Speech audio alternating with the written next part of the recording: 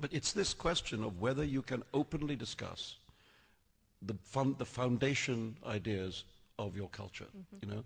And it seems to me, and any you know, $2 philosophy student will tell you that if you can't argue from first principles, you can't argue.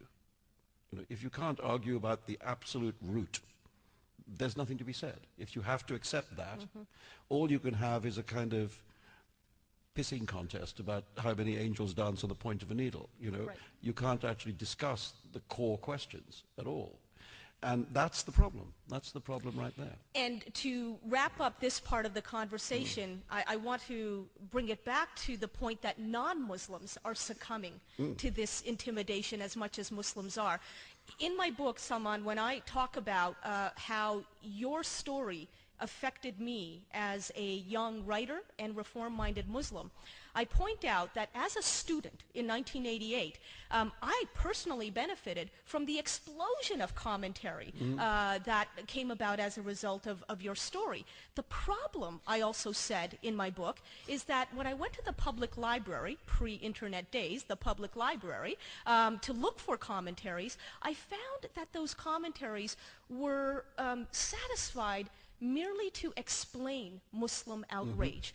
They never went as far as to ask whether the Quran is as pristine, as perfect, as divine as the effigy burners would have us believe. And then I asked the very, I think, crucial question, even for today, maybe especially for today.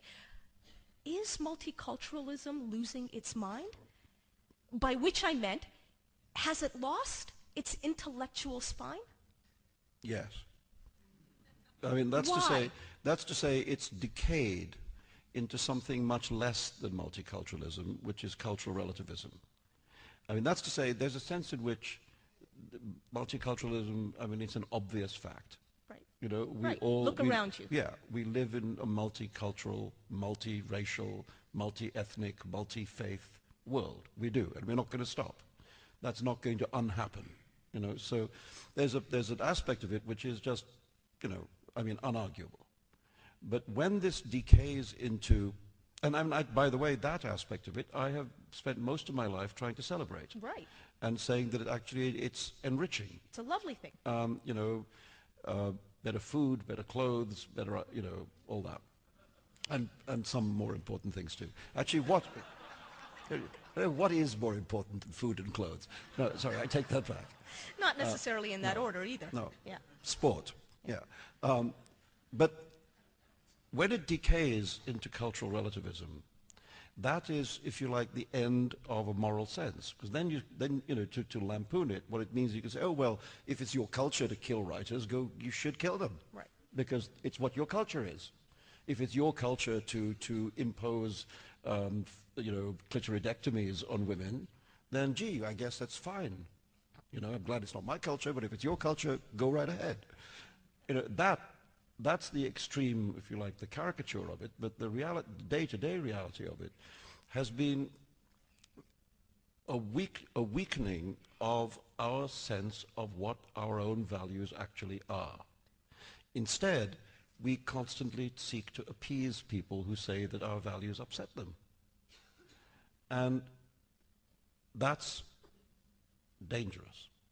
It's dangerous. It's dangerous not just for the majority communities, but it's dangerous for minority communities. Actually, you know, it's more dangerous for minority communities than for the majority to play that game. Because if cultural relativism is the problem, then the bigger culture will always win. Right. You know, and dissenting voices, voices with, you know, authentic talent, something different to say and to express, will be stifled. Yeah, and I sometimes feel that Western ears are better tuned to the most conservative Islamic voices. They want to listen to mullahs and other assholes.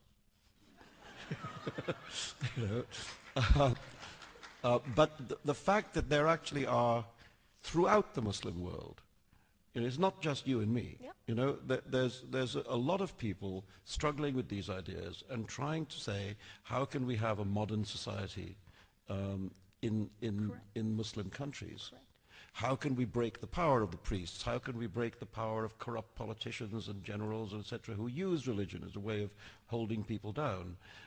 These conversations, they happen quietly and often, very quietly, but there's no doubt that they're happening. And yet they're not, nobody goes looking for that. Right. And if you They're look not given a platform. and if you compare it to, for instance, the way in which we in the West responded to the Soviet Union, we did not listen to the official voices. We didn't believe that, Stalin and Brezhnev and so on, that those were the people to listen to. We went and found those alternative voices, and we gave them enormous privilege. The fact that those samizdat texts were smuggled out of Sakharov and Solzhenitsyn and everyone else, those became what we all agreed was the truth. And so we actually looked at the dissident voices as being more valuable than the official voices.